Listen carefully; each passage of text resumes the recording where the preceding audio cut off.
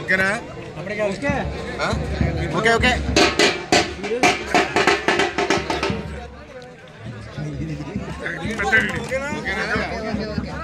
జ్యోతిలెవరి గారి నాయకత్వం, జ్యోతిలెవరి గారి నాయకత్వం.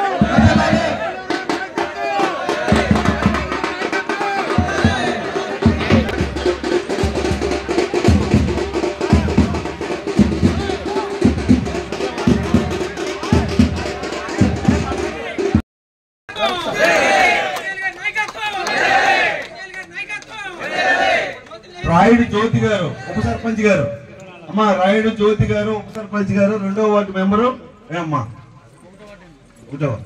ఓకే ఉప సర్పంచ్ అండి జ్యోతి గారు. దారా వెంకటరమణ గారు రండి సార్, 2వ వార్డు మెంబర్ దారా వెంకటరమణ గారు. తర్వాత జక్కంపొడి వెంకన్న గారు 5వ వార్డు మెంబర్ అండి. మేడుపోయిన అమ్మాజీ గారు 7వ వార్డు మెంబర్ అండి. మామిడాల పెద్దగోప గారు,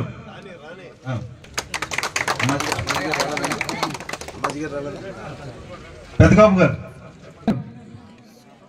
కక్కల వెంకట వార్డు నెంబర్ అండి. ఇక్కడి నుంచి ఉన్న జాయినింగ్ అయ్యి అందరూ కూడా వరుసగా రావాల్సిన రావాలి, మొత్తం వచ్చేవాలి. బీసీపేట సోదరులందరూ కూడా పేరు చదవాలంటే కష్టం అవుతుంది, మీరు ఒక అర్థం చేసుకుని లైన్ గా రావాల్సిన కోరుతున్నాం.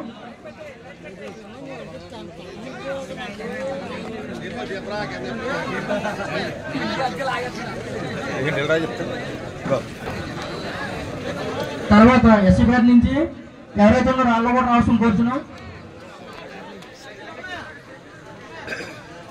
అలా ఎక్కల ప్రసాద్ తర్వాత రూపహాద్ గారు ఎక్కల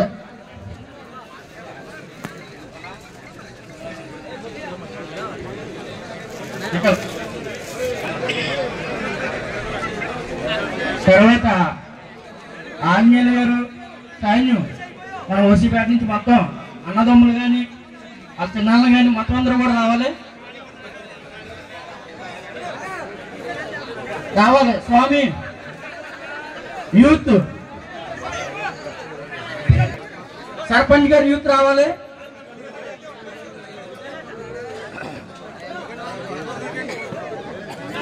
పేరు కూడా మేము అక్కడికి ప్రతి ఒక్కరి సాధనంగా ఆహ్వానిస్తున్నాం. సర్పంచ్ గారు యూత్ అందరూ కూడా రావాలి. అలాగే ఆంజనేయులు గారి అభిమానులు కూడా రావాలి.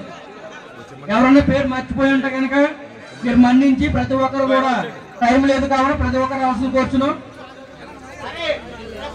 రావాలి తమ్ముడు రావాలి. పేరు పిల్లంటే టైం లేదు ఇక్కడ.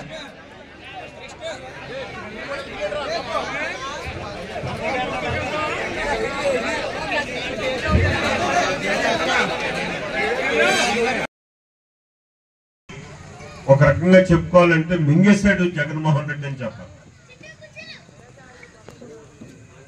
ప్రజలతో ఎన్నుకోబడ్డటువంటి పంచాయతీరాజ్ వ్యవస్థలో సర్పంచ్ దగ్గర నుంచి వార్డు మెంబర్ దాకా ఉన్నటువంటి వాళ్ళే ఎందుకు పనికిరాకుండా చేసినటువంటి పరిస్థితి.